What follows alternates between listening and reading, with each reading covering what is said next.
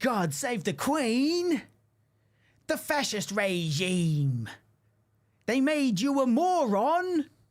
Potential H-bomb. God save the Queen. She ain't no human being. There is no future. And England's dreaming.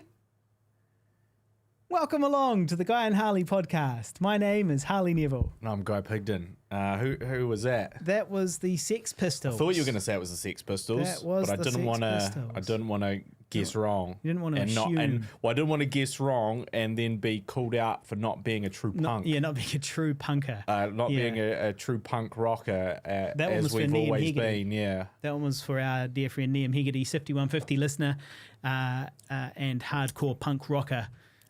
Quick segue into Who's Dead this week. It is a very sad episode of Who's Dead this week. We are, of course, talking about the Queen of England. Rest her soul. Yeah, well, what's your thoughts on that? Well, I mean, I'm no monarchist, and the idea of this sort of pampered family kind of sitting around on their ill-gotten gains, you know, and just being admired for everybody for nothing, it doesn't sit that well with me. But on the other hand, you know, it's a tradition, and I understand where it comes from, and it's a part of the old world that's still kind of holding on. And there's something nice about that, and there's something sort of quaint about that. And then also they do a lot of good charity work, as I understand it. So they have all these ill-gotten gains, but then because they don't have real jobs, they just do charity stuff all day. That's my understanding of, you know, what the royal family does. Yep. So they just use all this money basically for good. And so, you know, I mean, it's still very sad to see that. It's sad to see anybody well, not anybody, but it's sad to see most people die. And it is kind of it's the end of an era. Our entire lives, you and I have had a queen. Everyone on this podcast, all our listeners and ourselves, the Queen has been ruling for the entirety of our lifetimes. Since we were born, the Queen was on the throne. Exactly. On the Iron Throne. On the Iron Throne, exactly. And then the other thing too is that there won't be a queen again for generations, most likely, because Charles, he's got like 20 or 30 more years in him potentially, you know, before he dies of old age as a pampered old man. And then his son, who's like 40 or something, William, will become king, and then he'll be king for, you know, 50 years or something, or 40 years or 30 years. And he's got a son, George. So George is just a little boy at the moment, and George will be king for a long time as well, probably. So there might not be a queen again for like 300 years or something. But so when when Prince William becomes king, yeah, his wife doesn't become queen? No. She does become queen. I guess I mean like a queen that's actually ruling. Oh, I get you. Is what I mean. So there'll still be a queen. Yeah. But sorry, a queen that is actually ruling, you know, like the top dog. Yeah. That's not going to happen for a long time. It's not going to happen again for a long time, because unless something weird happens where William's wife inherits the crown somehow if he dies, but that seems unlikely. Well, he's got a perfectly eligible firstborn son. There's been a lot of chatter online about, you know, people, you know, being disrespectful about the Queen and throwing things, and rollerbladers getting, I don't know if you said rollerbladers getting tackled as they hoon around the corner and go, I didn't know it was on. I didn't know this whole barricade, all these people around. I had no idea. And what are you beating me up for? Yeah. I didn't know. All this giant procession of people, thousands of people queued up. I had no idea. I'm just rollerblading, man. Why are you ruining my life? Well, what I missed haven't it. seen that I one. didn't see it. But Yeah. do you think he really did accidentally end up there? He's No. just some hapless rollerblader? I think he's totally full of shit. he's I just think full of he shit? was like, I think he didn't care. And I think he's like, sweet, I'm just going to rollerblade past. Like, that's true. Yeah. I think that maybe he didn't deserve to be quite so violently manhandled. Yeah. But also he kind of just thought he could just roll on through. Yeah. As many rollerbladers do because they got shitty attitudes because they're rollerbladers. We all know rollerbladers are bad. They're bad people. Those damn fruit Buddhas. So, you know. We're skateboarding punk rockers, and we still are. Even now, at knocking on 40. Exactly. So it would take a great exception to rollerbladers disrespecting the Queen. But I just think it's funny because I think that it's like, look, the Queen, the King, whoever, the monarchy are now just goodwill ambassadors for England. That's what they do.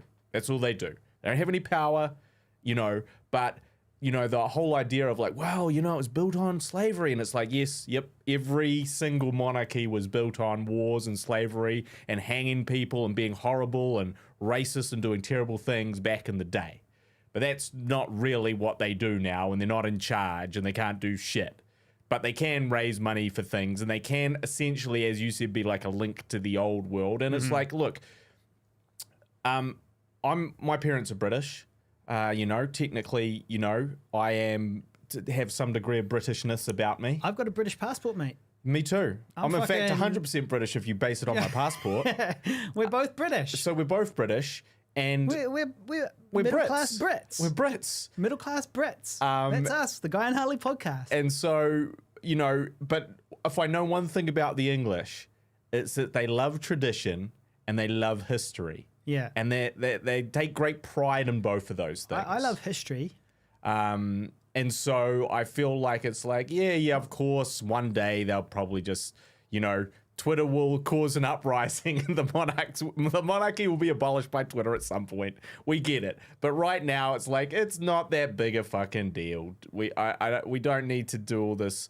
Like we're getting a little too woke on these goodwill ambassadors, I think. And this poor Queen who, like, it's kind of weird because, you know, at some point, you know, she's like, look, I've been a pretty good person my whole life. I've been pretty nice to everyone. I've tried my best to show the monarchy in a nice light, and I've done my best to raise money and be a positive thing for England. That's literally, I've dedicated 70 some odd years, and then a whole bunch of cunts on Twitter go, oh yeah, but you know, do we? Oh, what about colonialism? All this? Yeah, we don't really need you. Let me throw it here, get your fucking coffin. And it's like, it's a bit much. Yeah, it's a bit much. That's my hot take on it. Yep, hot take. Good. Shout out to Tyler Adams on the live stream. Bloody good on you. And Nocturnal. Nocturnal sent me today, a.k.a. Sam Wheeler, sent me a draft of an animation of my poem, Saturn's Return, a project that we actually started many years ago, which then did not sort of get completed, and then now it's picking back up, hopefully. And it's good. It's really good. And I was, funnily enough, thinking about that poem not very long ago, and thinking about, you know, who I could, and I went through and like reread my notes on what would happen in this like animation and stuff like that. So, hey, maybe this is the beginning of getting it back up on its feet. So yeah, shout out to Sam Wheeler. It looked awesome. It looked really cool. And shout out to Joanna Sequa. Nice background. She's loving the new background there. Yeah. We got a new background here in the studio, looking extremely awesome. So yeah, tune into the live stream on YouTube if you're listening in later to the edited version. Basically, what's happened is that Harley, in the time off, so we haven't been podcasting for a few weeks, and in that time, Harley's learnt to paint, and he's decided that what he's going to do is every week he's going to paint something new for us, you know, for you really, the listeners, and for us to enjoy, you know, and so he's made a sort of pact to say, look, hey, I'm committed to this painting thing. I've really worked hard over the last couple of weeks to become quite good at it, and I think if you look at his first painting, it's, you know, it's pretty good. I mean, no disrespect, and so I feel like, you know, from now on, took all week, though. It did take him like he's really had to like scale down on his other jobs to complete these paintings, but he's committed to one every single time, a new one every single time we do the podcast. And I was like, good on you, mate. That's a big commitment. But if you think you can pull it off, and if this one's anything to go by, just go for it. Yeah. I can't wait to see what you do next week. Yeah. That's What was your inspiration for this one? Where'd you get your inspiration for this one? That's obviously inspired by the Romans, mate. It's Italy and the aqueducts there, the aqueducts. You know, Some buffaloes. Is that buffalo? What is that? Cows. Those are cows. Okay. Those are cows. Yeah. Yeah. Yep. The Romans. They inspire everything I think about, really. So The Romans, the Paleolithic. These are the things that I go back to. And when I'm deciding what to do with my life, I go, what would the Paleolithic human do? you go. What would Caesar do? What would Caesar do? What would Caesar do? It didn't end badly for him, so I wonder what he would do in this situation. I mean, he had a long enough and He had a good glorious run. enough life. Wasn't he like 30 or something when they killed him? I'm not really sure, to be honest. Right. Can't really remember. Yeah. But you know, I mean, That's he a long lived, run, and that's like being 100 now. Exactly, and he He lived. was 30 years old. He lived long enough. Stabbed to death. He lived long enough to be a very memorable historic figure. He lived long enough to become a villain. Yeah. So much of a villain that not just villain to like other countries, but a villain to his own country. Yeah. So what would Caesar do? How could I get there? All this talk of kings and queens. Have you been watching Hot D, House of the Dragon? I actually have not. You have not checked it out. You were like, not even going to check it out. You were like, nah. Oh, Game of Thrones, great, loved it. loved it. Favorite show, series of all time. Favorite series of all time. Don't How's wanna- the Dragon? Yeah, not Don't even going to care. try. Stupid. Don't care. Seems dumb. What, a Dragons. prequel? A prequel? Come on. Fucking prequel? Nah, I will watch it. Now, to be honest, you know, I mean, look, you're the last person to accuse of coming late to the Game of Thrones party.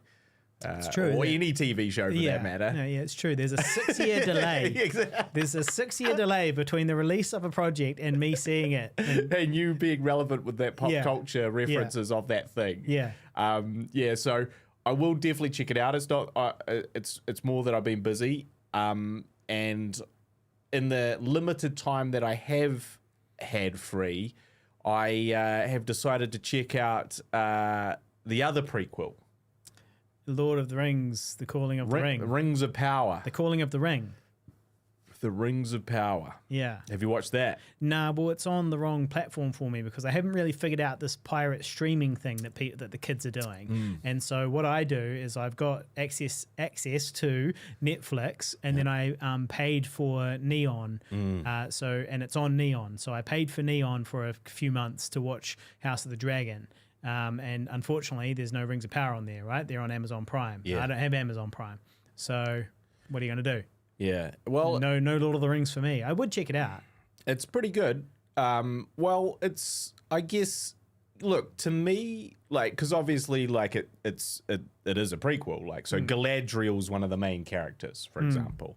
And, you know, there's an old bearded guy that can't talk at the moment. And I'm like, Gandalf? Gandalf the Grey? Yeah. Or just some fucking guy with a beard? Yeah. I don't know. And I can't remember the Silmarillion or whatever the hell it was. Like, I don't really... All I remember, and I think we talked about this a little bit on the podcast, but all I remember is that when I started the Silmarillion, because I was like, oh man, I've had such an amazing experience with The Hobbit and Lord of the Rings. Let's just go back. What else has Tolkien got? And I started reading it and I was like, what the fuck is this? Because it was more like a book of notes. It was kinda a book of notes. It was kind of like the Bible. Yeah, It was just all disjointed and very unreadable. Yeah. Boring. yeah, Much like the Bible. yeah, Boring, hard to make sense of, you know, lots of different things going on, hard to Yeah. keep track of them all. You know, people speaking in tongue, similar. But anyway, so I didn't really have high hopes, but I will say that it's worth watching for the fact that it's the most expensive TV show of all time. right. And it was shot in New Zealand. And so what does that mean when you watch it? Like, do you watch it and get like a enhanced experience? And the short answer is yes, you do, because it looks really, really, really nice a lot of the time. And most of the time the effects are really quite good to amazing. And, you know, there's not a lot of like shitty, ropey, like, and they were like, cool, what did Peter Jackson do? All right, let's not try and be like cool guys and completely like shit all over that, which is what everyone likes to do when they take up a franchise is they'll take it. They go, cool. What did the last person do? I'm gonna take a big dump on that. Case in point, David Fincher, Alien 3. Case in point, J.J. Abrams, just Star by Wars. killing them off at the beginning of the It's like I'm gonna destroy what made the last film. You know, like what the meaningful emotional impact of the last film. Fuck yeah. And so they've decided not to do that with this one. That's good. And they've just been like, hey, what did Peter Jackson do? Oh, that looked pretty good. That worked. Let's continue on with their same art style, the same sort of production design, and then it will fit in that world. And it does. And I did see some stuff about that, like, oh, some of the dialogue's pretty bad.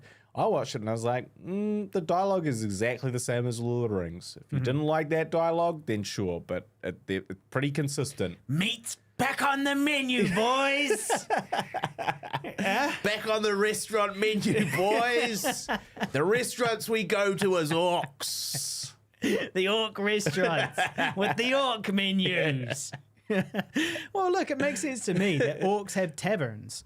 They go to a pub. They go to pubs. They have places where they drink. And of course, there's food there. And I'm sure they have currency.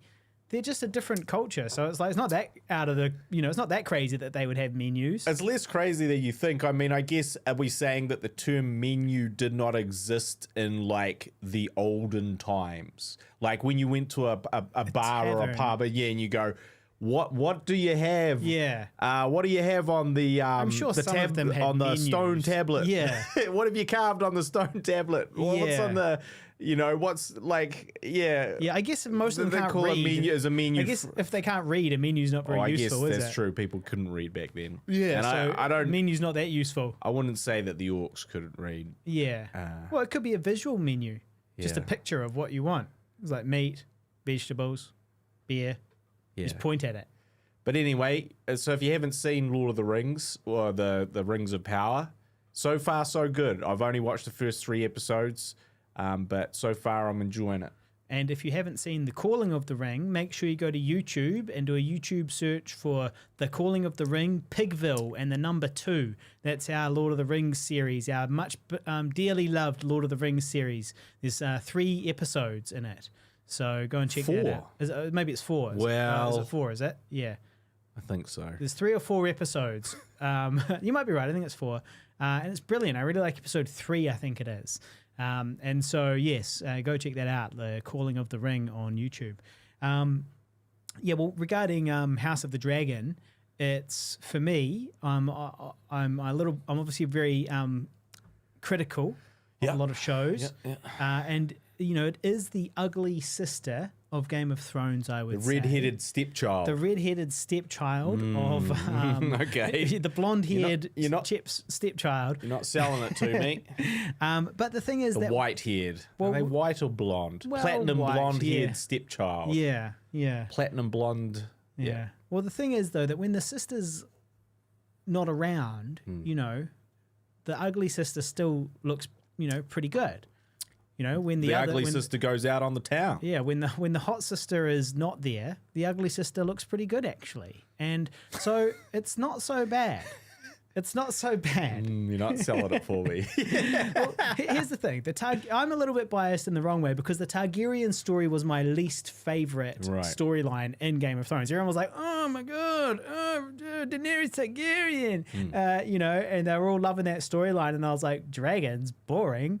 And I was like, I really kind of I much preferred the political intrigues of King's Landing, and the politics of the North and the South and all of that stuff, the Boltons and the Lannisters and all that. That was much more what I was into. And then there was this Targaryen thing going on the side. And whenever it went there, or whenever it went north of the Wall to the White Walkers, I was always like, too much fantasy now for me. Too much fantasy. More interested in that medieval political intrigue.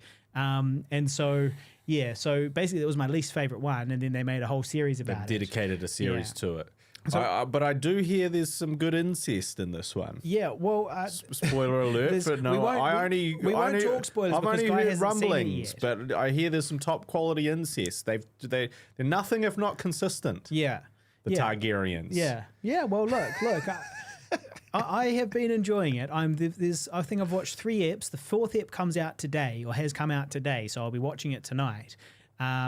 And so far, it's pretty good. It's obviously the budget is a bit lower than Game of Thrones, and also one of the things about Game of Thrones is the dragons were only in it here and there. Yeah. And so they could afford to spend $1 billion on each dragon shot and make it look awesome. But in this case, it's literally called House of the Dragon. There's dragons everywhere. So, you're seeing the dragons all the time. And sometimes they just look a bit... Yeah. They kind of look weird. There's sort of a weird design of dragon as well. They're almost like a sort of a flying fish type thing. They look weird, and they don't look that great. And then also the buildings, sometimes you're like, they're not really in a gigantic church like they were in actual Game of Thrones or in an actual castle. They're in a studio or, whatever. How's Doctor Who doing? Doctor Who? Yeah, Doctor Who's in it. Oh, see, I haven't seen Doctor Who, so I was like, I don't know who that means. But I did hear there was somebody from something else in it. Doctor Who, Matt Smith. Oh, so he's Daemon Targaryen. Yeah. Yeah, so he's kind of the errant brother that is either probably a bad guy, but we sort of can't really tell. They finally found a role for him, which is appropriate of his no eyebrows. Yeah, completely blonde. Completely zero eyebrows, just like a skull with no eyebrows. No one talks about this. I feel like more people should talk about this. Yeah. There's nothing there, and it's weird. But obviously in this thing, that works. That completely works. But in the real world, no eyebrows, Matt Smith, I can't deal with it. To be honest, I don't really like his face. When I look at his face, when I first saw him, I was like, who is this person? I do not like his face. And that's the eyebrows, man. That's what's throwing you off. You didn't know, but you were like, well, something's missing from this man's face. Yeah. There's something missing. I can't put my finger on it, but there's something missing here. Yeah.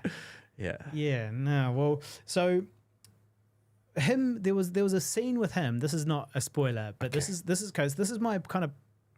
So the CGI I can forgive. The wigs I can forgive. The bit that's just got me a little on edge, but I am still reserving judgment. I'm still happy. Everything's okay. But the bit that's got me a little bit on edge is to do with the writing. I feel like the writing is not as authentic as the Game of Thrones, where it was like, Game of Thrones seemed like it tried to be historically accurate in many ways. And this is like, there's scenes where people are they're fighting and they like kill each other, but they're like allies, like kind of like just in, I don't know, it's just a bit like they're kind of killing each other a little too easily sometimes. Then also the things like they'll be like, someone will be having a conversation, and it's a conversation they don't want anybody else to hear. And then it'll cut to the person that shouldn't be hearing it on the other side of a screen listening, and you're like, what? Why would that person randomly be there? Stuff like that. Just little things that's like, oh, we've got to move the story along. So how are we going to pass that information along? Well, we'll just say that he magically heard it. He was just in the right place. He was in the right place at the right time, So, yeah, just little things like that. But overall, recommend. Hot D. Yeah, Hot D. Oh, that's interesting. Well, I will be checking it out. You should. So maybe by the next time I will have had I'll be able to give it some reviews. Yeah. Well, I mean, I would talk a little more in depth about it if you had seen it. The CG you can live with. Yep. The wigs you can live with. Yeah. The incest, no problems. Totally fine with that. Not bad an eyelid at that. All good with me.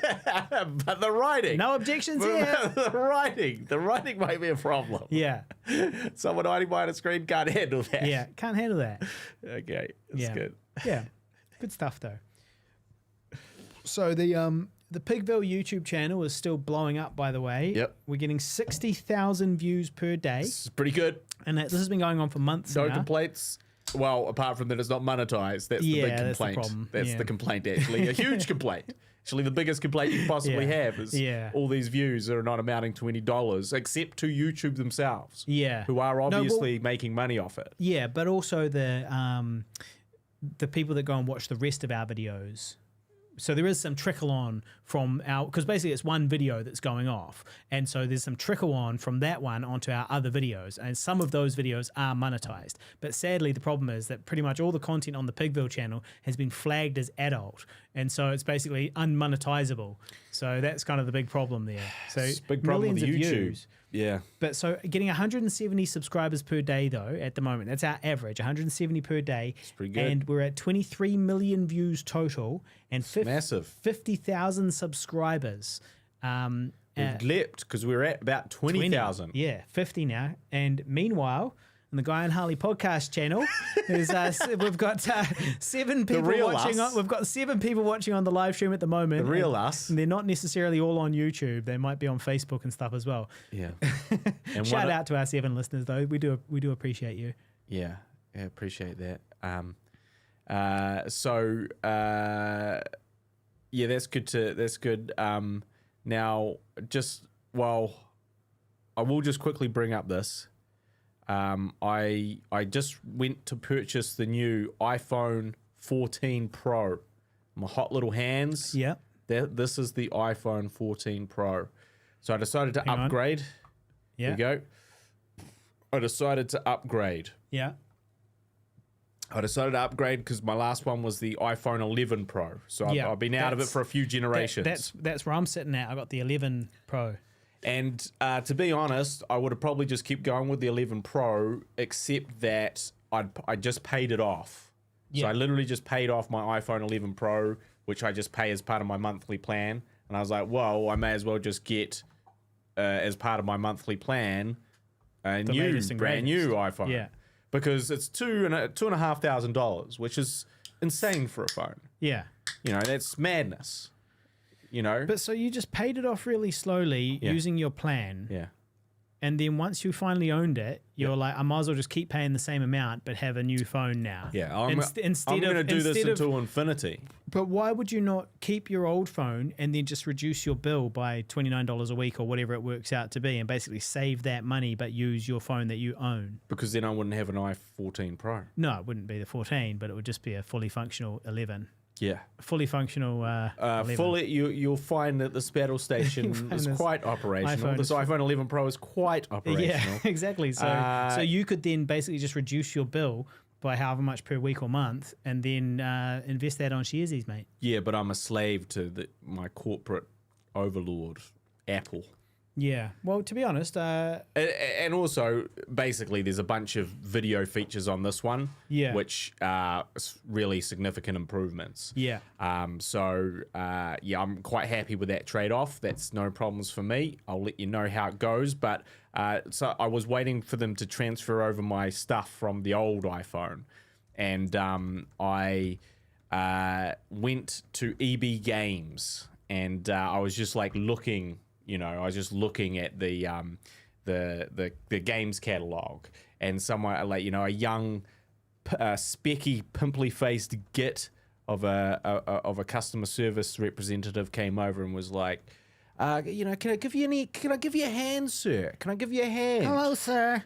And I was like, yeah, sure. How many Teenage Mutant Ninja Turtle game? Like, what are the games in this Teenage Mutant Ninja Turtle game? Because it was like a Teenage Mutant Ninja Turtle collection of old games. And he told me, and I was like, cool. And he was like... Wait, you couldn't look at the back? No, see, this is the fucked up thing. Couldn't look at the fucking back of it? No, I couldn't. I'm too lazy. No, this is the fucked up thing. So it's got the Teenage Mutant Ninja Turtle collection. It doesn't show all the games, and it doesn't list the games on the back. Yeah.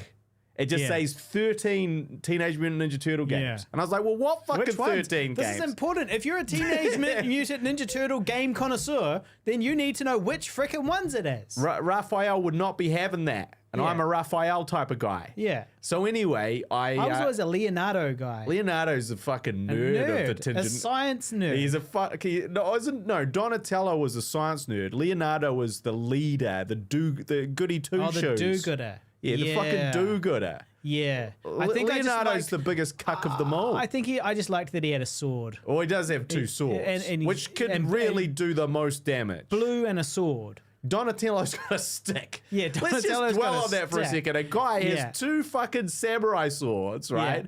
Yeah. Okay, and another guy has been given a stick for his weaponry. Yeah. What's going to do more fucking damage? Yeah. And then obviously Michelangelo. He's got the nunchucks, but he's cool because he's a surfer dude. Yeah. And he said cowabunga. And what about Raphael? Raphael's got the sai. Yeah, but what was his thing? He wasn't the nerd. He was he was the rebel. He was the renegade. He never liked taking orders from Leonardo. Right. Because he was such a fucking dweeb, and he just wanted to go his own way a lot of the time, which caused some fundamental problems for the turtles when they needed to act as a team. Right. Yeah. So that was always Raphael's sort of bag. But anyway, I was like, oh, can I help you with anything else? And I was like, oh yeah, what's going on with this? Like, what's the difference between this Nintendo, not DS, the Nintendo Switch? I think it's called the Nintendo. What's the difference between the Nintendo Switch and the Nintendo Switch Lite?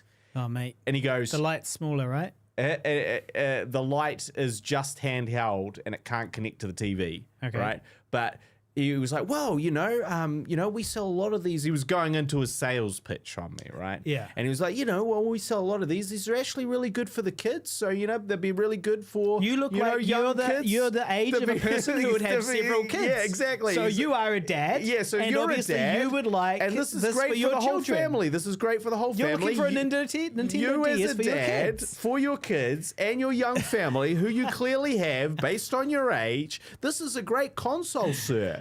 Now, you've probably been away from video games for a long period of time because you're so old, but let me talk to you about it. And I was just sitting there and I was like, the fuck? So, listen, kid. I was like, and this is the problem. I didn't have my cap backwards. Yeah. Had I had my cap backwards, this never would have happened. This never would have happened. But I had my cap on forwards. Yeah. I had my old man sweater cardigan on. Yeah, my old man cardi on. Yeah. And not only that, but I had committed the cardinal sin, which is sneakers and jeans. Sneakers and jeans. I went full Jerry Seinfeld to the mall. Yeah. Full on Jerry Seinfeld, which is something that, as a younger person, I swore I would never do. Absolutely. I was like, there is no... I swore it to myself.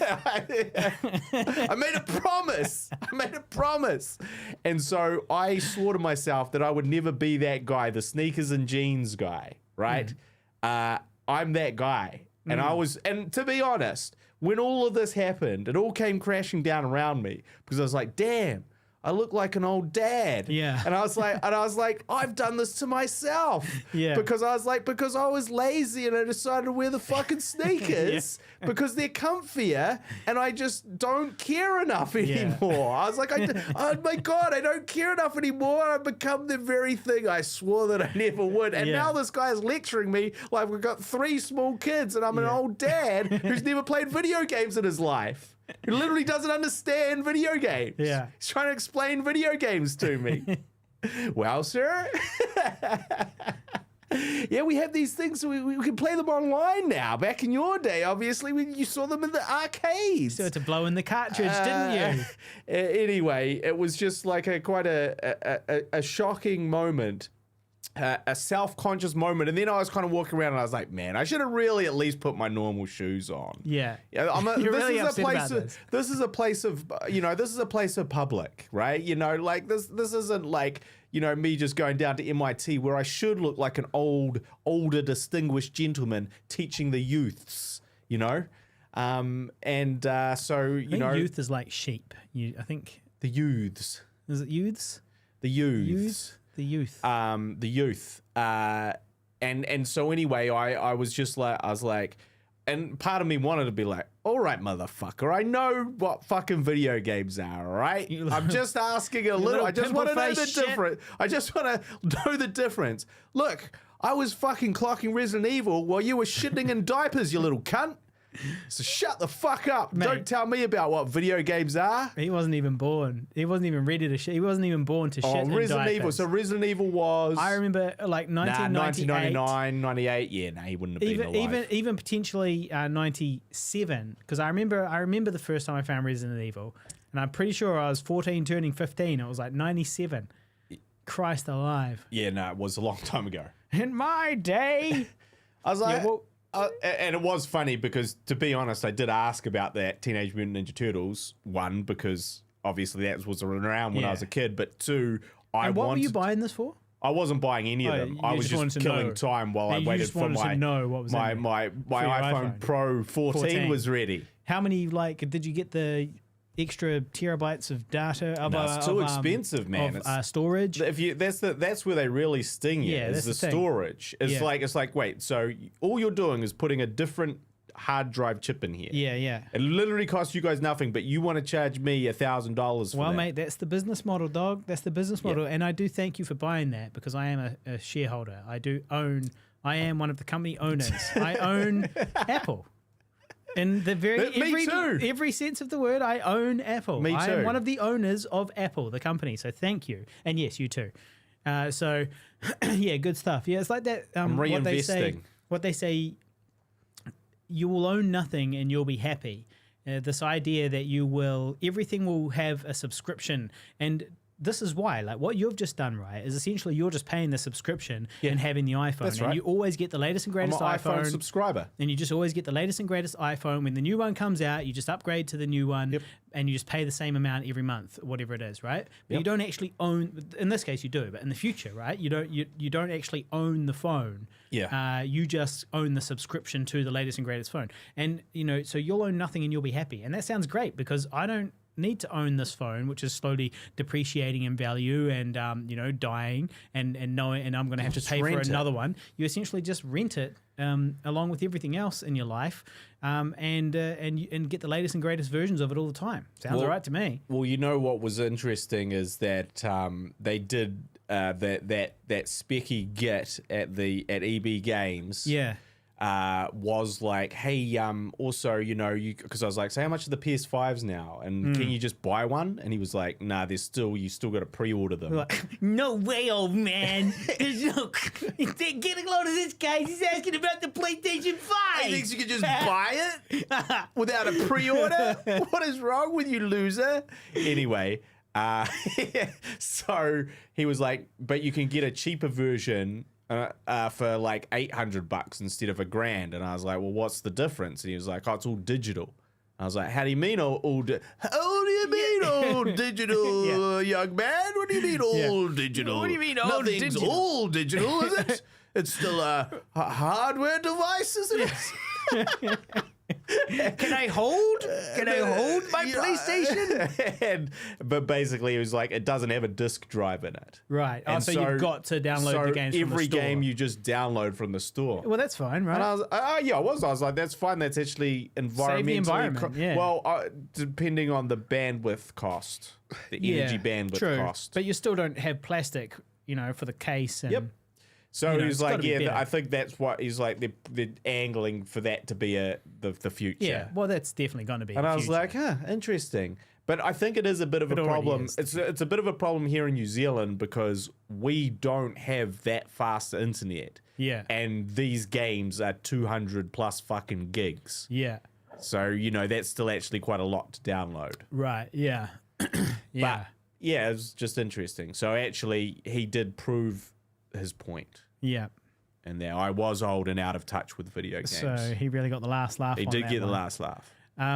We had last episode, I do apologize for the tech issue for the audio listeners last episode where there was a bit where we were kind of talking over each other, but what happened was the stream cut out halfway through and we didn't know, plus the stream kind of went to the wrong place somehow, and then I had to put it back together, and somewhere in that process it overlapped, and so I apologize to our audio only listeners, but just go along to the YouTube channel and search the Guy and Harley podcast, and you can watch it there and help us get our view time up as well at the same time. So we had our older screening, and it went really well. It was a good screening, good turnout, good fun, and pretty much a full house. And I Survived a Zombie Holocaust is next. I'm in the process of creating the Eventbrite thing so you can start selling the tickets. And so I Survived a Zombie Holocaust next. Screening coming up, and it's currently for November 1st, but I was actually thinking maybe I should check. Maybe Sunday the 30th is better of October, and because it's going to be called a Halloween screening. Yeah. So as long as, and I'd rather do it before Halloween than the day after Halloween. Yeah. So I realized that I'm not doing anything on that Sunday, so I have to talk to the venue. But hopefully, it'll be one of those two. End of October, I Survived a Zombie Holocaust. Come along to the screening. There'll be a Q&A as well. And it will be the director's cut for that one. It will be, yeah. So yeah. So what do you think of the older screening? I thought it was good. It was good to watch it with a bunch of people and get to have a chat to people afterwards. And it was, it was, sometimes you're like, but sometimes you do kind of, people get up and go to the toilet. Yeah, and you're like, what do you mean you need a shit? Yeah. Shouldn't you have done that beforehand? Shouldn't you have done that before the movie started? Sit back down. You can't miss this. They're about to have sex. This is really important. This is really important for the characters. Full frontal nudity is really important for the main characters. So, but no, it was good. It was good to. Oh, I don't know if good is a strong word to rewatch it again. I was gonna say it was good to rewatch it again, but it was good to watch it with other people. I enjoyed it. I enjoyed rewatching it. Like I was not like, ugh. Sometimes when you're watching your own stuff, you're kind of like groaning through bits of it, inwardly, of course. But not for me. I enjoyed rewatching it. It was good. It was nice to watch it, especially with an audience to see what they kind of responded to and all that. Yeah. No, it was pretty cool. And they had some good questions at the end. Lots of really good questions. So yeah, no, it was a good time. It was a good time. Well, come along to the next one. We'll share all the event information on the Facebook page, facebook.com/Guy and Harley. Also, to be fair, the new one, the next one, is a real exclusive because anyone could have watched older, right? Anywhere.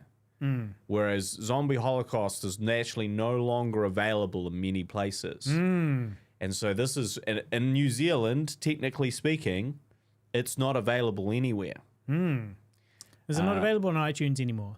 I don't believe so, no. I believe it. I asked them to take it down. So I'm pretty confident that it's not available on iTunes anymore. So if you're a New Zealander looking to get your zombie kicks, this is the only way. Yeah. This is the way. This is worthy of a road trip. You should, if you're down in like Christchurch, Jeserhausen, drive all the way up here. This movie that you've seen already. Yeah. 5 years ago or more. Yeah. Yeah, well, good stuff. Are we going to make it a fancy dress? Well, I was thinking of yes, like, but more so if it was before Halloween, like if it's the day after Halloween, you're like, well, it's 364 days away, mate. Yeah. So if we make it beforehand, I feel like we should get dressed up. Yeah. Well, that's as in Halloween costumes. Yeah. Well, that sounds like fun, and that'll probably sell more tickets too. Yeah. And it's a nice sort of respectable way to spend your Halloween too, because it's also it's the day before Halloween, and you just get dressed up, and it's all wrapped up by 9 p.m. It's also the type of film that you can have go home and go to bed. Can have a drink and have a laugh, and maybe have a little chat while it's going on. Really? Whereas older people to chat while it's going on. Whereas older, just shut the fuck up. Just don't. You just whisper? We don't want them chatting during Zombie Holocaust either. No chatting. Just have a beer and enjoy, like be whooping and going on. Oh yeah, a bit of whooping. Hey, some whooping. It's a bit more audience participatory. Yeah, that's what I'm saying. Yeah. Well, in other news, I had 3 auditions. So the first one was for a web series, and I reckon that I'll probably actually get that. I think I'm on the short list, and I have reason to believe that I will land that one. I just feel like I will. I took my lucky Wesley vest in from I Survived a Zombie Holocaust, so that was good. And the second one was for a commercial, which was going to pay 7.5 G's if I landed it for the day. Not bad. And I'd worked with the director before. I'd worked with that director before on a previous commercial. He had directed the commercial where I'm playing an Australian, it was for the Australian Comedy Festival, Dad Jokes, and he had directed that one. So that was good. And so I went along to that one. And then the third one was for Our Flag Means Death. Now, are you familiar with this? Taika Waititi's new thing with Taika Waititi and Rhys Darby, my man Rhys Darby.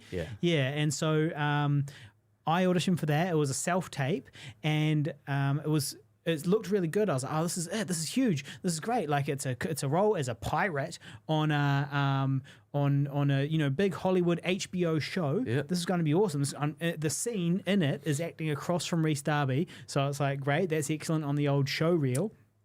It's the power of the dog all over again. Well, but then I see, here's the thing, that's the thing, here's the thing, here I see that it's for the role of an intimidating Spanish pirate captain. An intimidating Spanish pirate captain. Yeah, but you can speak Spanish. Yeah, but that's the thing. That's why I got the audition, I think, was they just looked through the profiles and anything that said Spanish. So they thought they were getting Latinos, or mostly Latinos, and Spanish people from Spain, all those actors. And then they saw my one. My profile says I can speak Spanish, but speaking Spanish in Spanish is not the same as speaking English with a Spanish accent. That's right. Which is not what I do. I don't speak English with a Spanish accent. Yeah. So I've just got to put on an accent, right? Yeah. So that obviously kind of, like if you were casting an intimidating Spanish pirate captain, would you cast a short, bald, white Kiwi?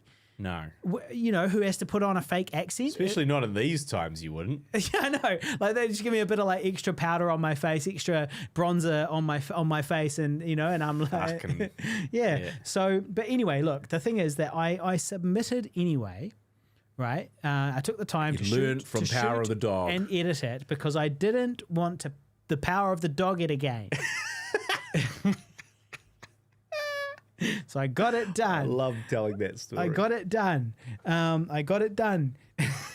And so Sorry, Jane Campion, I'm too busy. And I'm too busy to audition. I can't have time to learn this accent. I'm sorry, Jane Campion. I can't be one of the main characters in this soon-to-be Oscar-winning film. I just can't. I don't have time to learn the accent. I'm Harley Neville, for crying out loud. I just don't have time. I'm too busy. I'm a busy dude.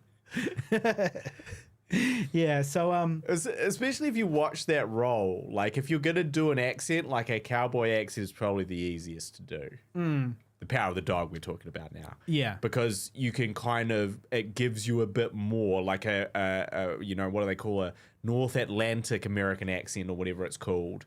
Is, just a neutral American accent. That is hard. That's really the hardest thing. We see New Zealanders fail to do that in almost everything they do. However, when you can add that kind of, I guess, southern, what we would describe as southern sort of twang to it. Yeah. Yeah, I reckon so. Yeah, I reckon so. And then suddenly, obviously that's not a good example. I don't know. But Where's James? Where's Jason P. Diddy Combs from? I wonder what his accent's Savannah. Like. Yeah, Savannah. I know he's from Savannah, but I don't know where Savannah is. Yeah, Mississippi. Something about Mississippi. Well, Tennessee. So I feel like you could have done that cowboy. You could have done the cowboy accent. It's not a cowboy accent, I guess. Yeah, well, yeah, maybe you're right. The problem at the time was I did not have time to learn it. That was the big issue, was I did not have time to learn it.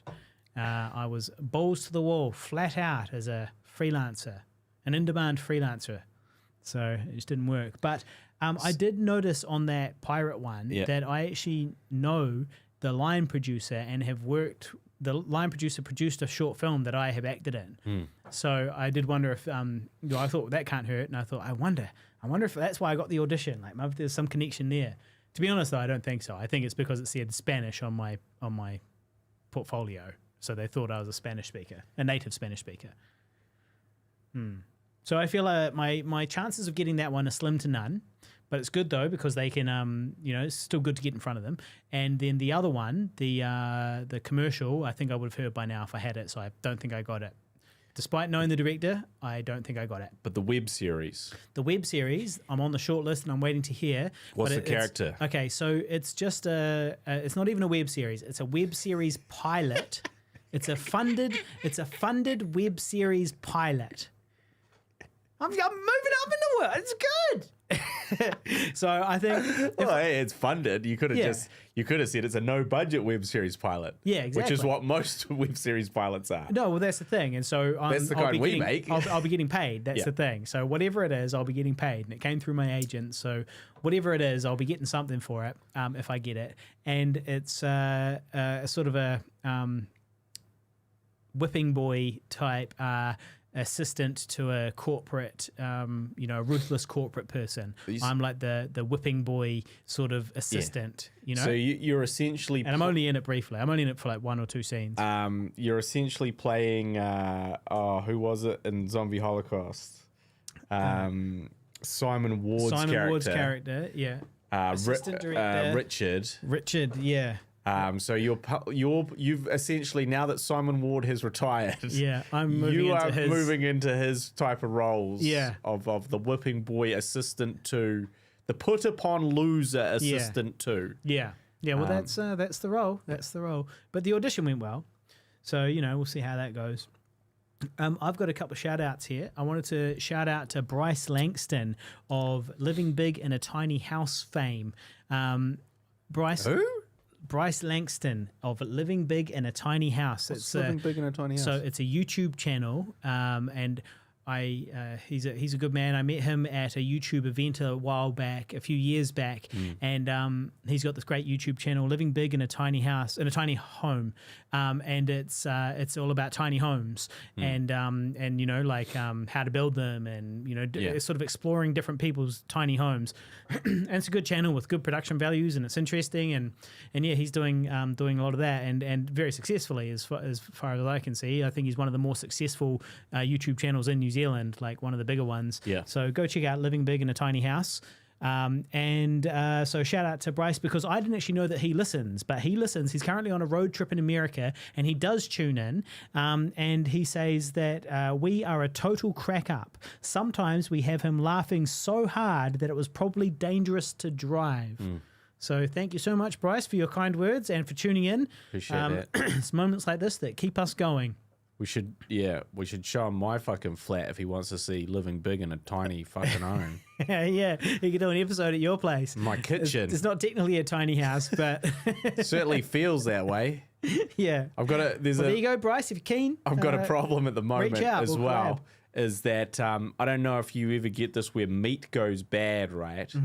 And obviously, good girls go bad. You chuck it out, but somewhere a piece of that meat has fallen off. It's fallen somewhere. It's fallen underneath something, and it's just rotting and stinking out the kitchen. And I'm just like, where is this meat? And I'm just like running around, like sniff in the fridge, sniff underneath the oven, sniff in the cupboard. Like just go, where is this? Have you sniffed the drain? Because it could just be the drain, because the drains do kind of reek a little bit. That's a good point. So put your nose in the drain, mate, and see what that smells like. Hey, that's a good point. That's a good one. I've actually got some drain cleaner you can even borrow. You just put a couple of spoonfuls of this drain cleaner down there, and then you add a bit of hot water. Away you go. Is it the powdered type? Yeah, powder type is better than crystallized powder type. I've got the liquid type, but it's much less effective. Drain cleaners. That's what we talk about on the Guy and Harley podcast. The mystery of the rotting meat, which is a problem because I need to solve this mystery before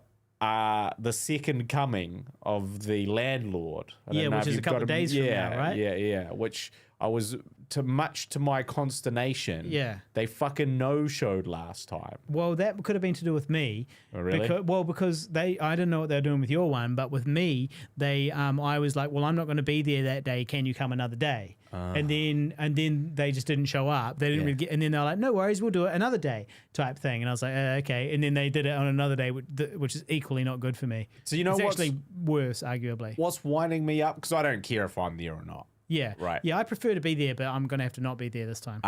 But one, obviously it winds me up when they say you're going to be there, you do a big cleanup. You maybe disappear a dog that shouldn't be present. True. Right? You disappear all the evidence of that dog. And then they just don't fucking come. And they didn't even let you know. And they were like, I think I got an email that evening, like after the fact, after when they were meant to come. And I was like, oh, sorry, we'll schedule it for later on. But what's really grinding my gears about these flat checkups is they're just happening all too frequently. Well, that's the thing. When you it's fucking 3 monthly or 2 monthly or some shit. When we first moved in, no, I think it's only 6 monthly. It just feels like a lot. Is it? No, because the last check was just after we got back from Amsterdam. Well, and that wasn't that long ago. I don't think that was when it was. It was because we remember we were in Amsterdam and you're like, sorry, we're in Amsterdam. And then they're like, okay, we'll reschedule for later. And they rescheduled it for later. It was too high. Can't remember that. Don't know what you're talking about. But So they've done one, and that was like, last like 2 months ago. Yeah. Maybe. And I was just Well, like, just but ease when- off on the flat checks. when will we ya? moved in here, it said the contract. It said that, and I said that's not normal. It's not supposed to be every 6 months or every 4 months or whatever it is. And you said that no, that's normal because your ex said the same thing. Yes, so my ex is very, very diligent about rules. Very diligent. Very, very diligent. Extremely diligent about the rules. And she knows all about the rules. And Yeah. she did the research. And the research did, and then I think I looked it up subsequently. And it's basically like they can request it to be almost monthly Yeah. if they want. It's just that most landlords are like, yeah, I'll see you in 6 months or I'll see you in the year. Yeah, 12 months is fair. Once every 12 months is good. What's wrong with you? What do you think you're going to fucking do you know find in what- 2 months? The big problem is I've got to mow the frickin' lawns. Well, you that's know, too it's like wet. You gotta say it's climate too wet. change. Yeah, climate change. The climate has changed. it's a wet climate now. Can't And mow the lawns I when can't it's mow wet. the lawns. Everyone knows that. But That's the rules of lawn mowing. she'd We be all know like, that. she'd be like, Mr. Neville, the grass is knee high. I saw a literal deer with horns, with antlers. I saw a deer with antlers out the backyard. Doe. So, you know, like obviously it's not because of the rain. You haven't mowed that lawn for 6 months. Thought I caught a glimpse of a tiger prowling in the grass.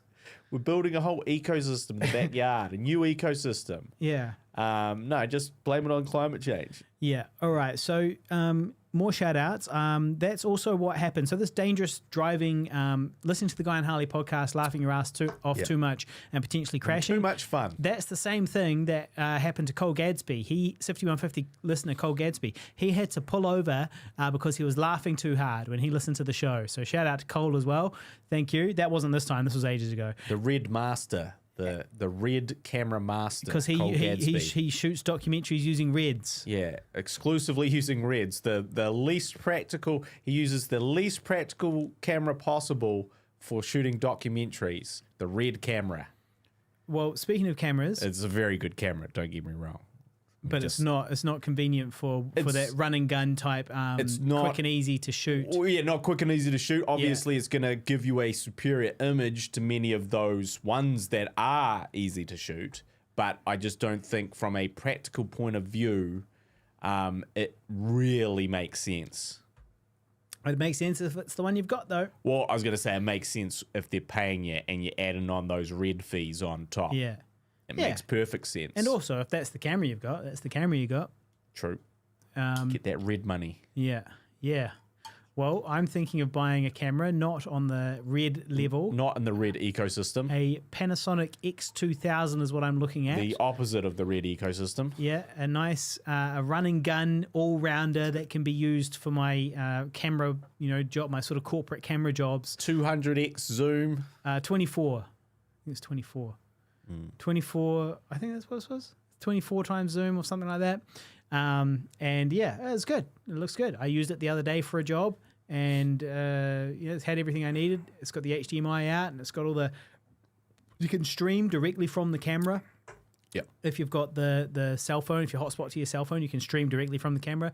It's good. It's good stuff. So I'm thinking of investing. Another shout out is to Jamie Oxley. So Jamie Oxley, hope you're still listening as you cruise the outback of Australia at midnight with nothing but the dulcet tones of the Guy and Harley podcast to keep you company. And of course, Richard Lambeth. He's been hounding us. He's been keeping us honest.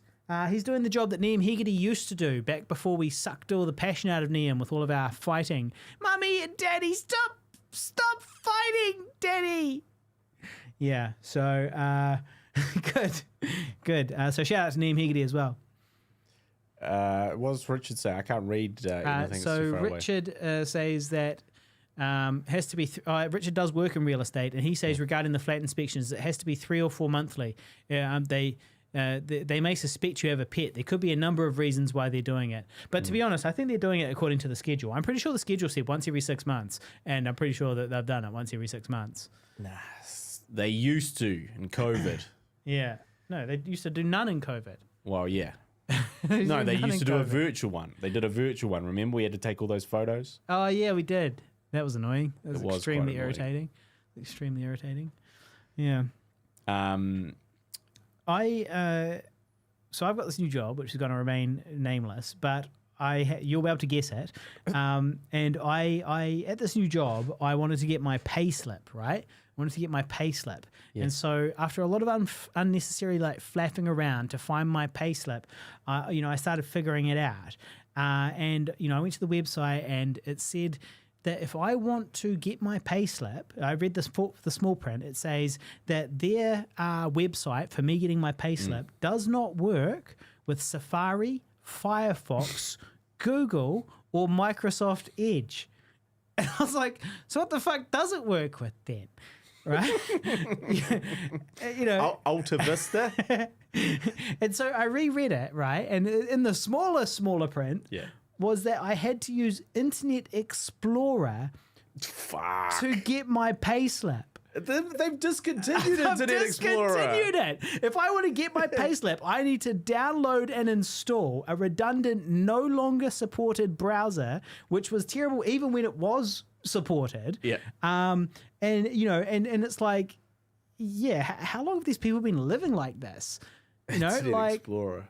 And this is a technology related industry. That's not the technology that you should be using.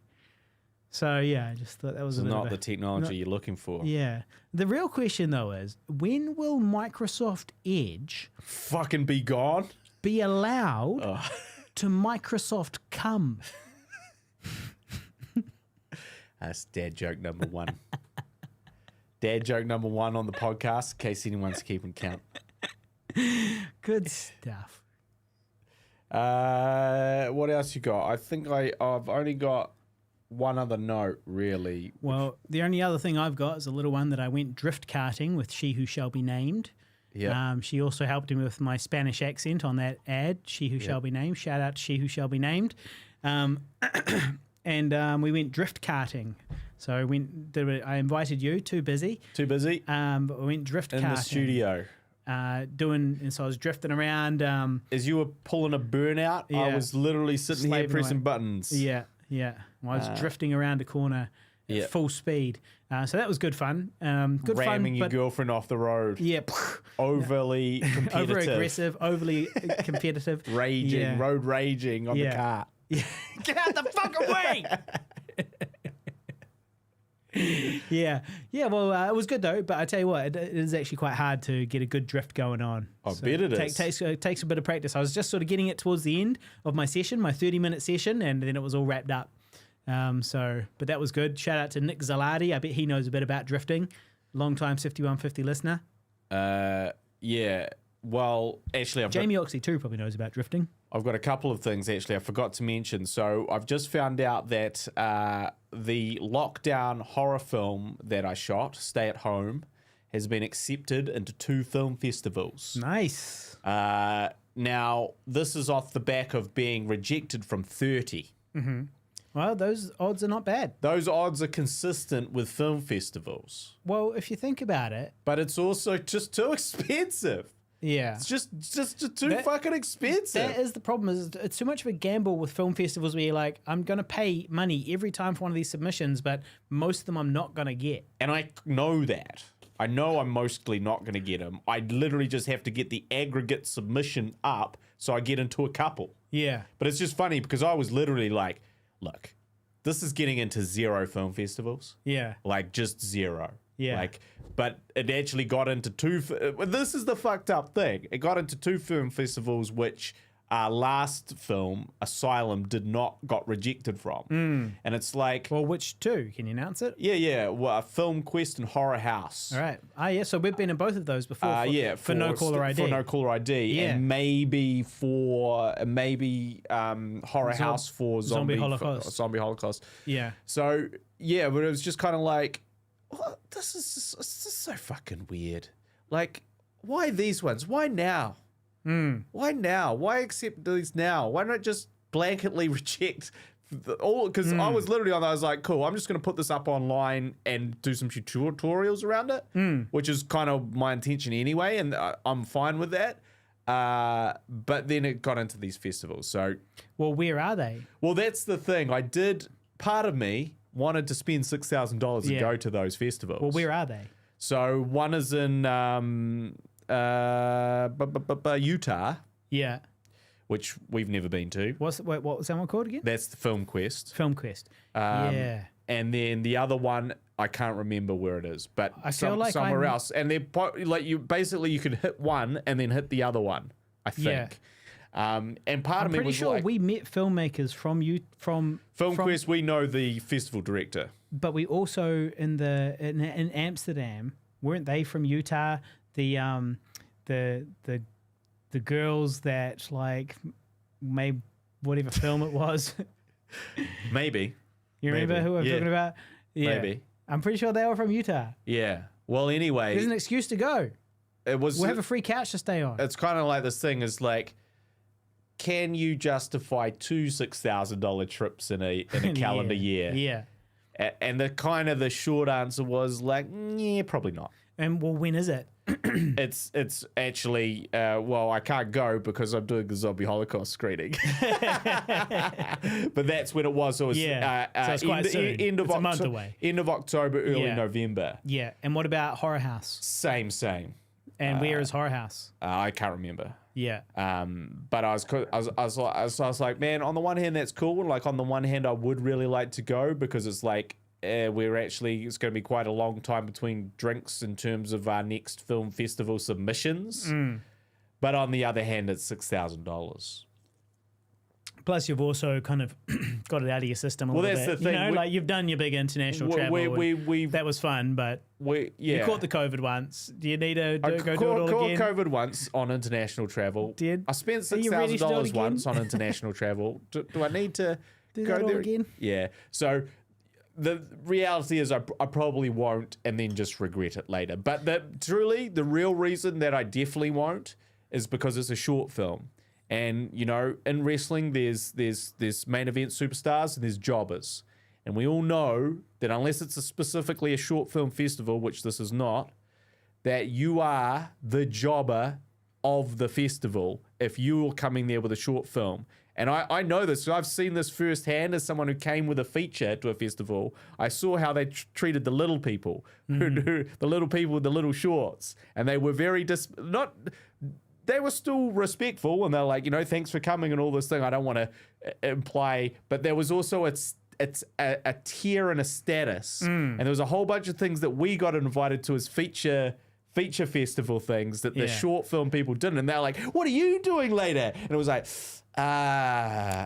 you don't nothing. You don't want to know. Yeah, probably just go back to the hotel or whatever. Yeah. Definitely not going to a cool exclusive party for all the feature filmmakers that made feature films that are at this festival. Not doing that.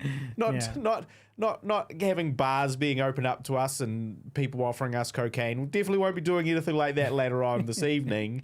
Because that's not, you know, we're on the same level, you and I. Yeah. So I just think, you know, coming in as the jobber was the other factor. If it had been one of our features, then we have a different cachet, a different pedigree, you know, that we are sort of, you know, we're on another level. And so I just thought, it's a short film that, you know, I can be a jobber with a short film over here. Oh, good. Well, on jobbers with short films, I'm all out of notes. Yeah, well, I'll just leave. I don't have anything too much more to add, so I think it's a good time to cap it off. Do have to take a whiz? Do have to have something to eat? Do have to have something to eat. That's true. I'm hungry. Yeah. Well, it's been fun. Thank you for coming along and watching the Guy and Harley podcast, and make sure you hit like and thumbs up and all of that stuff. And if you have any requests for Harley's painting, what you think that he should... you tell me what to paint for next week. And he'll probably give it a go. And if he feels inspired, he'll pick one and he'll give it a go. Yeah. So try and think of something good, and he will do something very loosely associated with that suggestion. So, yeah, please like and subscribe, and we will catch you next week on the Guy and Harley podcast. See you later.